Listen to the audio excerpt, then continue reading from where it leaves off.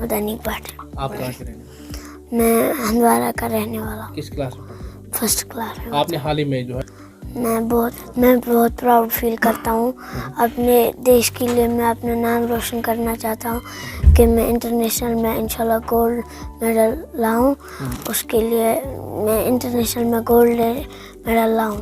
पापा का या कोच का? सबका, कोच का भी, मम्मा का, पापा का, सबका मुझे ये सपोर्ट है। आप MMA खेलो।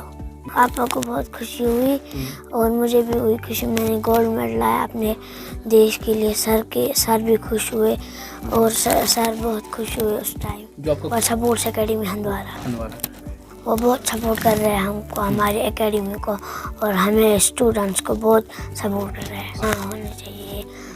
मतलब स्पोर्ट्स में आएंगे, ड्रग्स से दूर रहेंगे और इन गंदी चीज़ों से वो बहुत दूर रहेंगे। स्पोर्ट्स क्या सिखाता है? बहुत अच्छा सिखाते हैं। इसके लिए डाइट भी होनी चाहिए। इसके फिटनेस सारा कुछ होना चाहिए इसके लिए। मैं तो अपनी बात नहीं कहूँ, बल्कि जो हमारा ख़ानदान है, सभी लोग जो हैं सभी इसको सपोर्ट करते हैं और हम चाहते हैं कि इसे भी आगे बढ़े।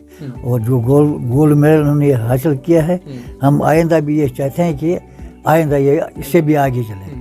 अभी ये तो सबों की हमें अपनी राय भी है और खुशी भी है इस लिए, क्योंकि ये गोल्ड मेडल लेकर आज भी आया है, इससे पहले भी आया है, तो आइंदा भी हम यही तवक्को रखते हैं कि आइंदा भी ऐसा ही होना चाहिए। मेरे ख्याल में अपना ही नहीं या बाप का ही नहीं, अपनी वालिद साहब का ही नहीं, हम सबों का ज़्यादा से ज़्यादा सपोर्ट मिलता है इनको, तो फिर भी आगे बढ़ जाता है। ये नहीं, हमारे ख़ानदान में सबों में बहुत खुशी हुई है। हम चाहते हैं कि आइंदा के ये हमारे लिए ही नहीं बल्कि सबों के लिए ये मैसेज जानी चाहिए कि तमाम लड़के जो हैं वो ये जो इस वक्त नशे ड्रग्स इस्तेमाल करते हैं वो उसे निजात दिलाएं, वो उसके बजाय वो ये गेमों की तरफ राग़िब हो जाए। चूँकि मेरी जो एकेडमी है हंदवारा में चलती है, जामिया जदीद के पास डार शौकत स्पोर्ट्स एकेडमी के नाम से, जहाँ पे हम लोग मार्शल आर्ट्स कम स्पोर्ट्स सिखाते हैं, like physical fitness, self defence, gymnastics, sports and competition. बहुत सारे प्रोग्राम्स, आउटिंग प्रोग्राम्स भी होते हैं। क्योंकि हाल में ही मेरी एक टीम गई थी हरियाणा सोनीपत, जहाँ से जिसमें 6 स्टूडेंट्स गए थे। 6 में से 4 गोल्ड है, 1 सिल्वर है, 2 सिल्वर है। तो उन्हीं में से एक लड़का अनीक है, मोहम्मद अनीक भट्ट, जो कि राजवार से बिलोंग करता है।